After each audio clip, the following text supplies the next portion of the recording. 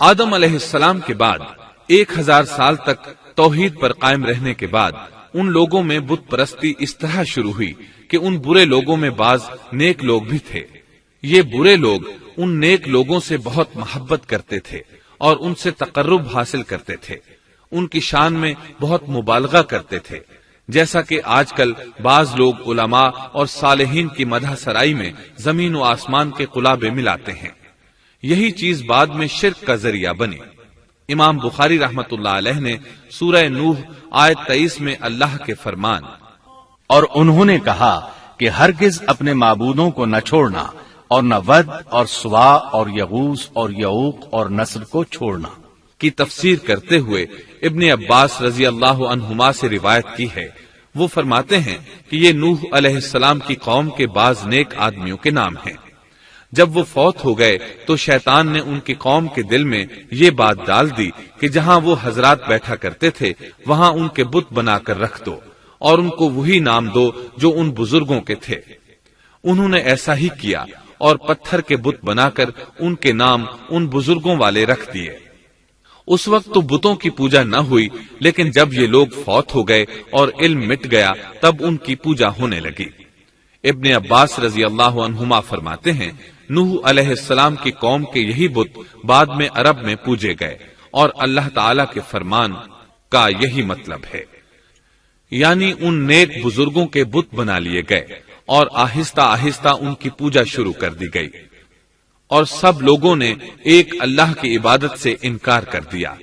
نوح علیہ السلام اکیلے اس دنیا میں موحد اور توحید پرست باقی رہ گئے۔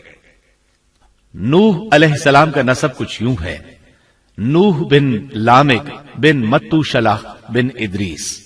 اس طرح ادریس علیہ السلام ان کے پردادا ہوئے۔ اس وقت لوگوں کی عمریں بہت طویل ہوتی تھیں، اس لیے ہم کہہ سکتے ہیں کہ ادریس علیہ السلام کئی 100 سال زندہ رہے اور نوح علیہ السلام 1000 سال سے بھی زیادہ عرصہ زندہ رہے۔ عمریں لمبی ہونے کی وجہ سے ادریس علیہ السلام اور نوح علیہ السلام کے درمیان کافی مدت بنتی ہے، اور اسی مدت کے دوران کفر و شرک نے زور پکڑا اور بتوں کی عبادت شروع ہو گئی۔ تب اللہ تعالی نے نوح علیہ السلام کو زمین میں مبعوث فرمایا۔ ابن عباس رضی اللہ عنہما سے روایت ہے کہ نبی صلی اللہ علیہ وسلم نے فرمایا آدم علیہ السلام اور نوح علیہ السلام کے درمیان 10 قرن تھے۔ ایک قرن 100 سال کا ہوتا ہے۔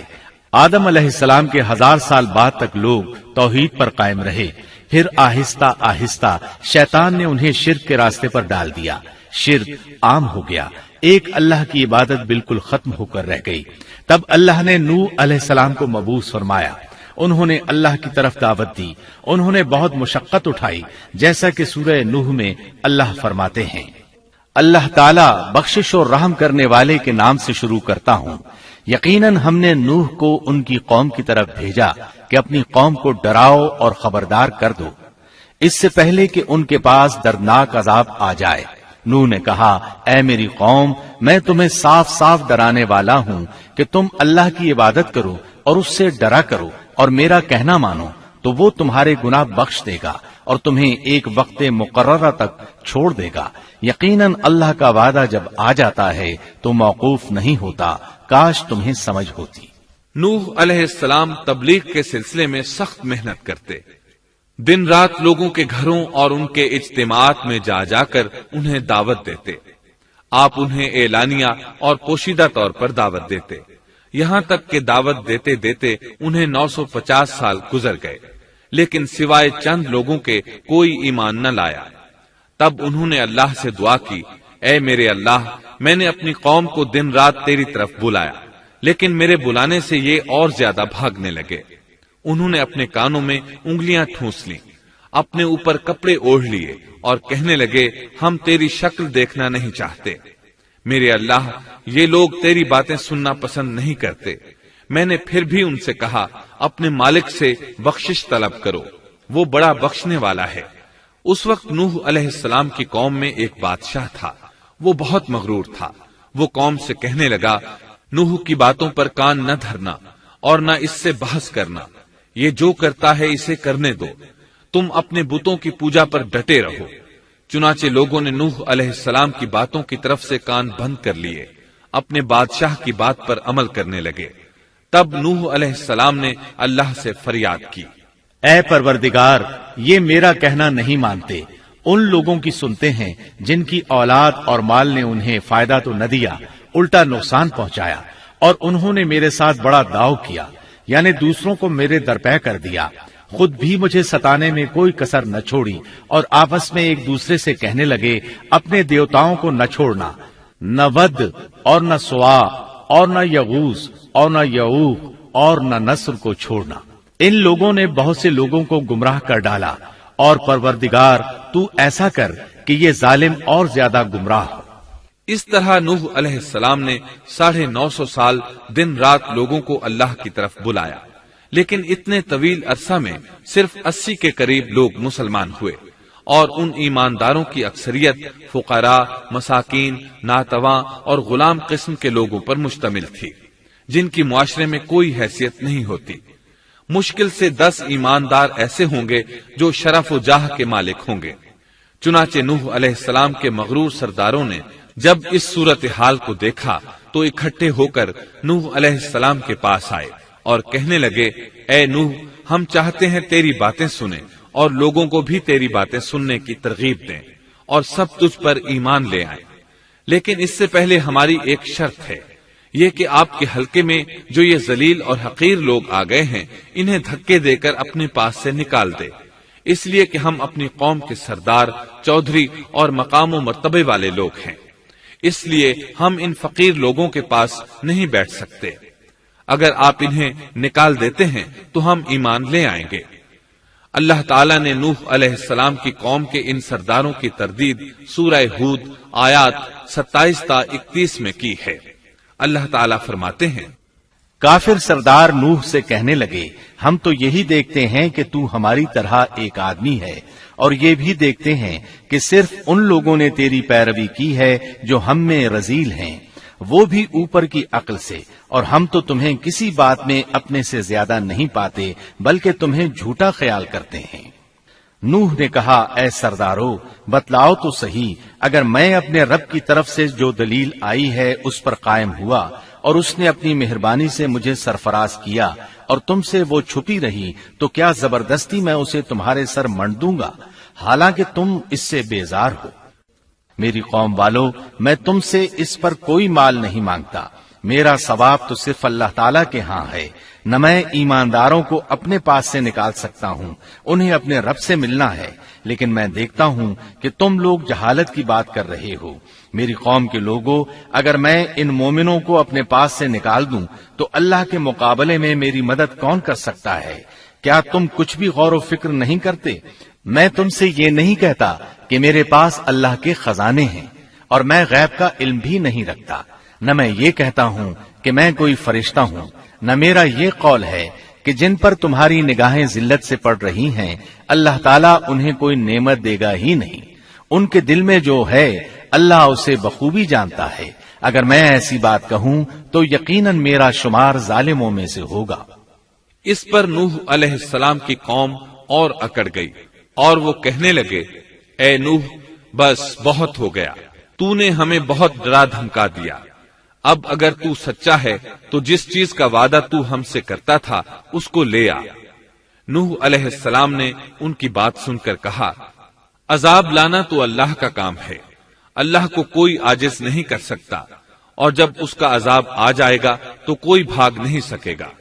اس کے بعد نوح علیہ السلام کی قوم کا ان سے آمنا سامنا ہوا تو انہوں نے ان سے کہا، اے میری قوم، اگر تم پر یہ گراں گزرتا ہے کہ میں تم میں رہتا ہوں اور تمہیں اللہ کی باتیں سنا رہا ہوں، تم اس سے چڑھتے ہو اور مجھے نقصان پہنچانے کے درپے رہتے ہو، تو سنو، میں صاف کہتا ہوں، مجھے تمہارا کوئی خوف نہیں، تمہاری کوئی پرواہ نہیں، تم سے جو ہو سکے کر گزرو، میرا جو بگاڑ سکتے ہو بگاڑ لو، تم اپنے شریکوں اور جھوٹے معبودوں کو بھی بلا لو اور مل جل کر مشورے کر کے بات کھول کر پوری قوت کے ساتھ مجھ پر حملہ کرو، تمہیں قسم ہے تم میرا جو بگاڑ سکتے ہو بگاڑ لو، اس میں کوئی کسر اٹھا نہ رکھو، مجھے بالکل مہلت نہ دو، اچانک مجھے گھیر لو، میں بالکل بے خوف ہوں، اس لیے کہ تمہارے راستے کو میں باطل جانتا ہوں، میں حق پر ہوں، حق کا ساتھی اللہ ہوتا ہے، میرا بھروسہ उसी अजीम जात पर है, मुझे उसकी कुदरत की बड़ाई मालूम है।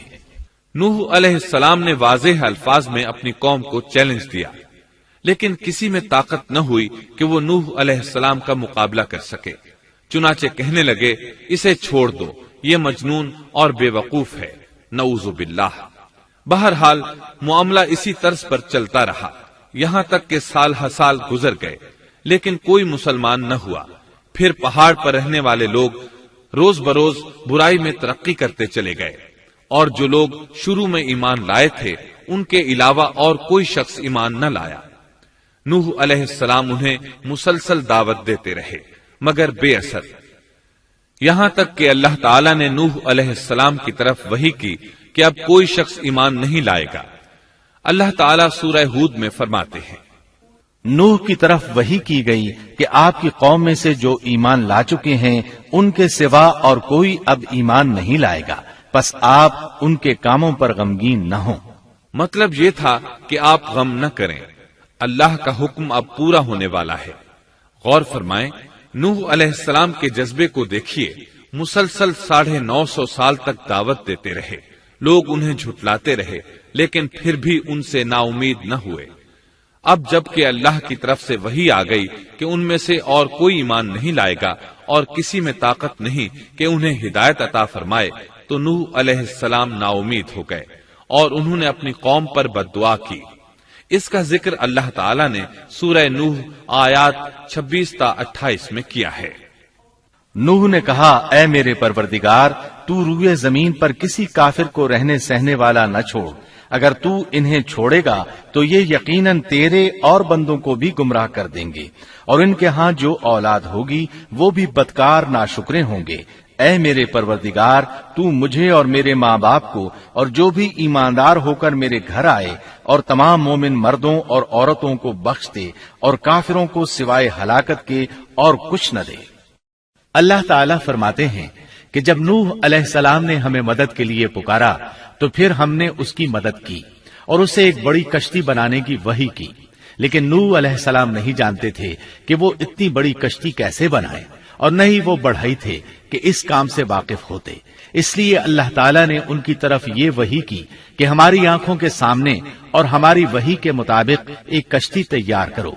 अल्लाह ने वही के जरिए उनकी रहनुमाई की कि वो इस तरह करें, और मजीद तालीम के लिए जिब्राईल अलैहिस्सलाम को भेज दिया। वो उन्हें बतलाते गए कि इस तरह कश्ती तैयार करो। नूह अलैहिस्सलाम एक पहाड़ पर रहते थे, उनके इर्द गिर्द दरख्त नहीं थे, न पानी था। चुनाचे उन्होंने बहुत से दरख्त उगाए, फिर उनको काटा और पहाड़ पर बैठकर कश्ती तैयार करते रहे। आप बड़े बड़े तख्ते बनाते और लोहा लाते और उनसे कील तैयार करते, फिर उन कीलों को तख्तों में ठोकते, आपस में उन तख्तों को मिलाते, यहाँ तक कि एक बहुत बड़ी मजबूत और देव हैकल कश्ती तैयार हो गई। एक रिवायत के मुताबिक नूह अलैहिस्सलाम ने उसको 100 साल में तैयार किया। ये थी वो कश्ती जिसे नूह अलैहिस्सलाम ने अल्लाह की हिदायत के मुताबिक तैयार किया था। सूरतुल कमर आयत 13 में इरशाद होता है, और हमने नूह को उस कश्ती में सवार किया जो तख्तों और कीलों से बनी हुई थी। नूह अलैहिस्सलाम ने दावत का काम छोड़ दिया और कश्ती बनाने लगे। वो लोग जब उन्हें कश्ती बनाते देखते तो उनका मजाक उड़ाते, कहते, नूह पहले तो तू नबी था, अब बढ़ई बन गया। मजीद कहते, ये कैसा मजनून है कि पहाड़ पर कश्ती बना रहा है, ताज्जुब है इस पर।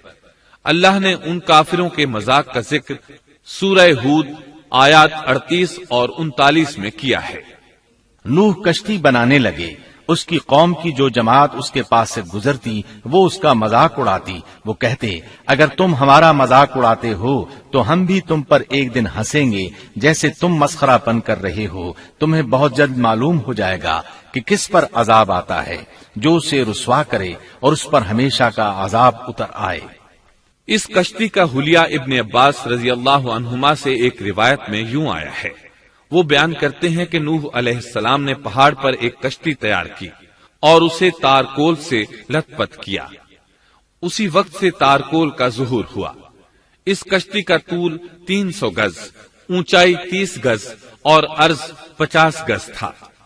ایک اندازے کے مطابق اس کا طول 1 کلومیٹر سے زیادہ تھا اور اس کی بلندی اور گہرائی کے بارے میں کہا گیا ہے کہ 30 ہاتھ تھی، اور یہ کشتی عام کشتیوں کی طرح اوپر سے کھلی ہوئی نہیں تھی، بلکہ جس طرح اس کو نیچے سے بند کیا گیا تھا اسی طرح اوپر سے بھی بند کیا گیا تھا، تاکہ اوپر سے جو بارش برسے وہ انہیں نقصان نہ دے، اور جس طرح نیچے والے غرق ہونے سے محفوظ رہیں اسی طرح اوپر والے بھی محفوظ رہیں۔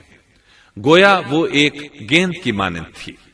اس میں الگ الگ 3 درجے بنائے گئے تھے، ہر درجے میں ایک دروازہ تھا، اور یہ 3 دروازے اس طرح تھے کہ ہر دروازے کے اوپر ایک دروازہ تھا۔ یہ اس کشتی کا حلیہ تھا جس کے راوی ابن عباس رضی اللہ عنہما ہیں۔ یہ کشتی آج بھی موجود ہے۔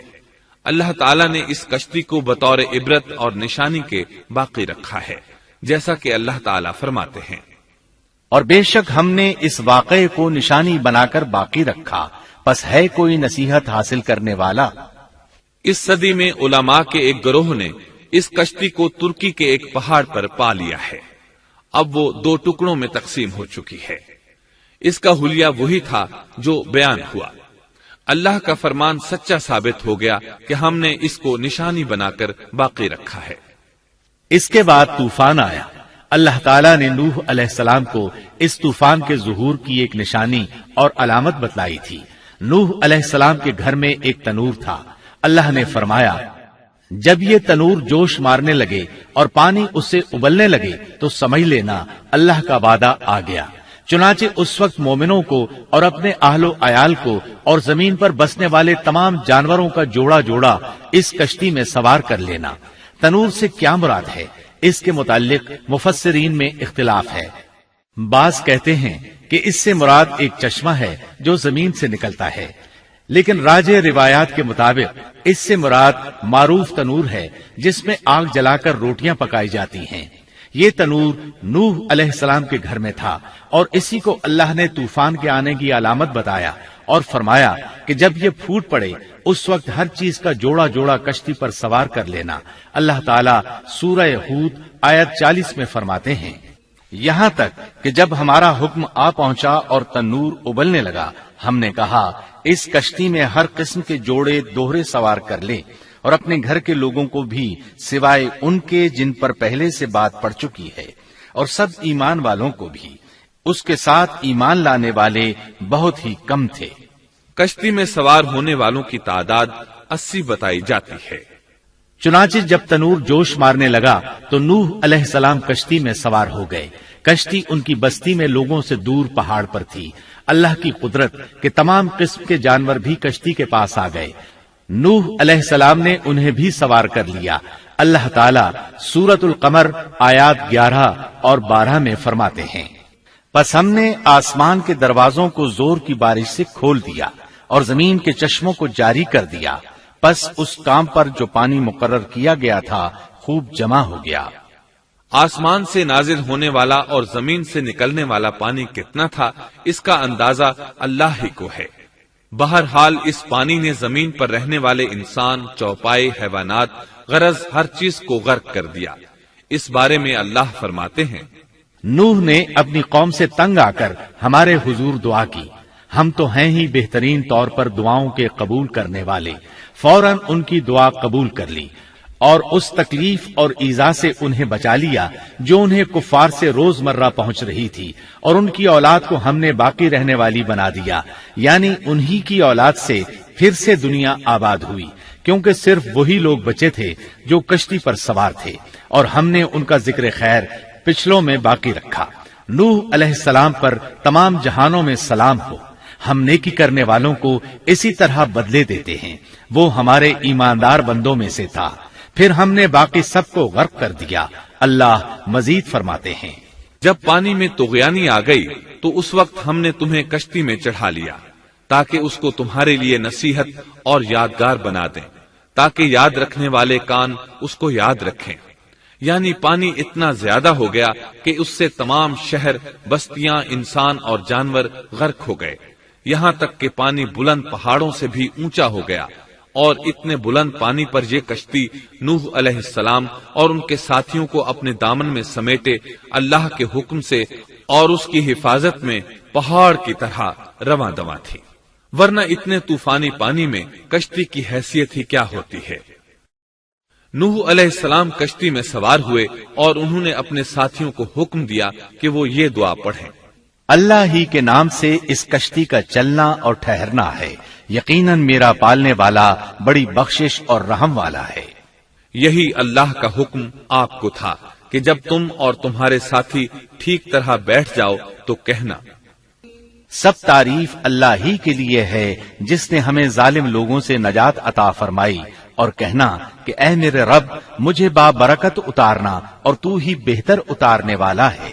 اللہ تعالیٰ نوح علیہ السلام کو نصیحت کر رہے ہیں کہ اللہ آپ کو اور آپ کے اہل کو نجات عطا فرمائیں گے۔ کشتی میں نوح علیہ السلام کے کافر بیٹے کے علاوہ تمام گھر والے سوار تھے۔ آپ کے کافر بیٹے کا نام کنعان تھا، وہ ایک طرف کھڑا تھا۔ نوح علیہ السلام نے اسے پکارا، میرے بیٹے اس کشتی میں آ جا اور کافروں کا ساتھی نہ بن، لیکن اس بدبخت نے کہا، میں ابھی کسی پہاڑ کی چوٹی پر پناہ لے لوں گا جو مجھے اس پانی سے بچائے گی۔ نوح علیہ السلام نے کہا، آج اللہ کے حکم سے کوئی بچانے والا نہیں مگر وہی جس پر اللہ رحم کرے۔ باپ اور بیٹے کے درمیان یہ گفتگو جاری تھی کہ ایک طوفانی موج نے اسے اپنی زد میں لے لیا اور اسے غرق کر دیا۔ نوح علیہ السلام سے اللہ نے وعدہ کر رکھا تھا کہ اللہ تعالیٰ اس کے اہل کو نجات عطا فرمائے گا۔ چنانچہ جب آپ کی آنکھوں کے سامنے آپ کا بیٹا غرق ہو گیا تو وہ پکار اٹھے، اے اللہ، میرا بیٹا میرے گھر والوں میں سے تھا اور تو نے مجھ سے وعدہ کیا تھا کہ میرے گھر والوں کو نجات عطا فرمائے گا، اور تو تمام حاکموں سے بہتر حاکم ہے، لہذا ناممکن ہے کہ تیرا وعدہ پورا نہ ہو۔ واضح ہو کہ نوح علیہ السلام کا اپنے بیٹے کے بارے میں بات کرنا بطور استفسار تھا، بطور بحث نہیں تھا۔ آپ وضاحت چاہتے تھے۔ اللہ تعالیٰ نے فرمایا، اے نوح، وہ تیرے اہل سے نہیں تھا کیونکہ وہ کافر تھا۔ کفر نسب کو ختم کر دیتا ہے۔ ایک مومن کا دوسرے مومن سے تعلق ایک مسلمان بھائی کے کافر بھائی سے تعلق سے زیادہ بڑا ہے، اور حقیقی اخوت وہ ہے جس کی بنیاد ایمان پر ہو۔ کفر تو نسبی تعلق کو کاٹ دیتا ہے، اس لیے اللہ نے یہ نہیں فرمایا کہ وہ کافر ہے، بلکہ یہ فرمایا کہ وہ تیرے اہل سے نہیں ہے۔ ہمارے لیے بھی یہی حکم ہے، کسی مومن کا کافر کے ساتھ رشتہ نہیں ہو سکتا۔ اس کے ساتھ اللہ نے نوح علیہ السلام کو نصیحت فرمائی کہ آپ ہرگز وہ چیز نہ مانگیں جس کا آپ کو مطلقاً علم ہی نہ ہو، اور ہم آپ کو نصیحت کرتے ہیں کہ جاہلوں میں اپنا شمار کرانے سے باز رہیں۔ جب نوح علیہ السلام یہ بات جان گئے کہ ان کا سوال واقعے کے مطابق نہیں تھا تو فوراً اس سے رجوع کر لیا اور اللہ تعالیٰ سے اس کی رحمت اور مغفرت کے طالب ہوئے۔ اس موقع پر انہوں نے دعا کی۔ نوح علیہ السلام نے کہا، اے میرے پروردگار، میں تیری ہی پناہ چاہتا ہوں اس بات سے کہ تجھ سے وہ مانگوں جس کا مجھے علم ہی نہ ہو۔ اگر تو مجھے نہ بخشے گا اور تو مجھ پر رحم نہیں کرے گا تو میں خرابی والوں میں ہو جاؤں گا۔ یہ دعا انہوں نے مانگی۔ اپنے بیٹے کے متعلق سوال کے علاوہ نوح علیہ السلام نے اللہ تعالیٰ کی کوئی نافرمانی نہیں کی اور نہ اپنے نفس پر کسی نافرمانی کو شمار کیا۔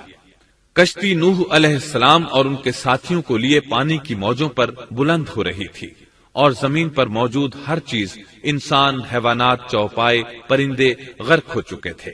ان میں کوئی بھی باقی نہیں بچا تھا۔ اگر کوئی زندہ بچا تھا تو کشتی والے۔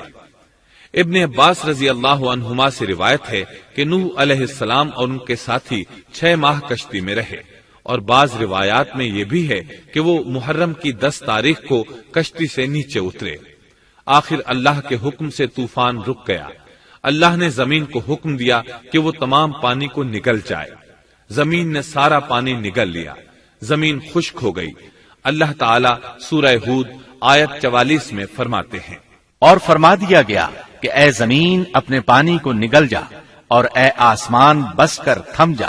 اسی وقت پانی سکھا دیا گیا اور کام پورا کر دیا گیا، اور کشتی جودی نامی پہاڑ پر جا ٹھہری، اور فرما دیا گیا کہ ظالم لوگ اللہ کی رحمت سے دور ہیں۔ کشتی جودی پہاڑ پر جا کر ٹھہر گئی۔ اب انہیں حکم ہوا کہ سلامتی کے ساتھ کشتی سے اتر آئے، آپ پر بھی برکت نازل ہوگی۔ اور ان قوموں پر بھی جو آئندہ آپ کی نسل سے پیدا ہوں گی، اور آپ کی نسل میں سے کچھ لوگ ایسے بھی ہوں گے جنہیں ہم فائدہ تو ضرور پہنچائیں گے، پھر انہیں ہماری طرف سے دردناک عذاب پہنچے گا۔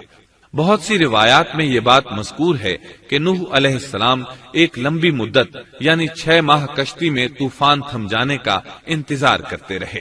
آپ نے طوفان کے حالات معلوم کرنے کے لیے ایک کبوتر بھیجا جو واپس آ گیا، اسے پاؤں رکھنے کو جگہ نہ ملی۔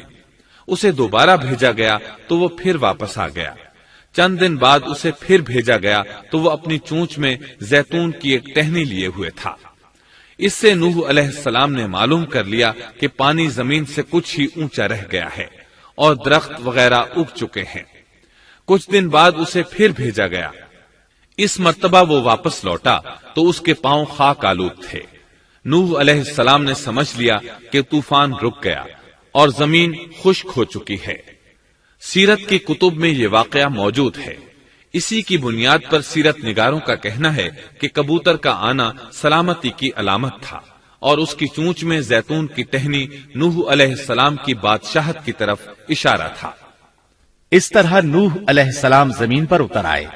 اس وقت اولاد آدم میں سے کوئی انسان سوائے ان لوگوں کے زندہ نہیں بچا تھا۔ جزیرہ عرب، فلسطین اور ان کے ارد گرد کا علاقہ غرق ہونے سے محفوظ رہا۔ ان کے علاوہ تمام زمین غرق ہوئی تھی۔ سب کے سب طوفان کی نظر ہو گئے۔ صرف نوح علیہ السلام سے اولاد پیدا ہوئی اور زمین میں ان کی اولاد کے علاوہ اور کسی کی نسل باقی نہ رہی۔ اسی وجہ سے نوح علیہ السلام کو آدم ثانی اور ابو البشر ثانی کہا جاتا ہے، کیونکہ تمام کے تمام بشر انہی کی طرف منسوب ہیں۔ سورۃ الصافات آیات 75 تا 77 میں اسی طرف اشارہ ہے۔ اور ہمیں نوح نے پکارا تو دیکھ لو کہ ہم کیسے اچھے دعا قبول کرنے والے ہیں۔ ہم نے اسے اور اس کے فرمانبرداروں کو اس زبردست مصیبت سے بچا لیا۔ اس کی اولاد ہم نے باقی رہنے والی بنا دی۔ ایک دوسرے مقام پر اللہ تعالیٰ دیگر امم اور رسولوں کے متعلق کلام کرتے ہوئے فرماتے ہیں، اے ان لوگوں کی اولاد جنہیں ہم نے نوح کے ساتھ چڑھا لیا تھا، وہ ہمارا بڑا ہی شکر گزار بندہ تھا۔ نوح علیہ السلام کے 3 بیٹے تھے، سام، حام اور یافس۔ سام کی نسل زیادہ تر سفید رنگت کی تھی اور بہت کم لوگ ان میں سیاہ فام تھے، البتہ کچھ ان میں گندمی تھے۔ حام کی اولاد کی اکثریت سیاہ فام تھی، ان میں بہت کم لوگ سفید رنگ کے تھے، اور یافس کی اولاد سرخی مائل رنگ کی تھی۔ عرب اور بنو اسرائیل سام کی اولاد ہیں، تمام حبش حام کی اولاد ہیں، ترک اور مشرقی ایشیا کے لوگ یافس کی اولاد ہیں۔ طوفان کے بعد نوح علیہ السلام اللہ کے بندوں میں 350 سال تک زندہ رہے، اور وہ اللہ کے قول عبدن شکورن کے مصداق تھے۔ پھر نوح علیہ السلام فوت ہو گئے۔ راجح ترین روایات کے مطابق آپ مکہ میں دفن ہوئے۔ ایک دوسری روایت کے مطابق آپ لبنان میں دفن ہوئے۔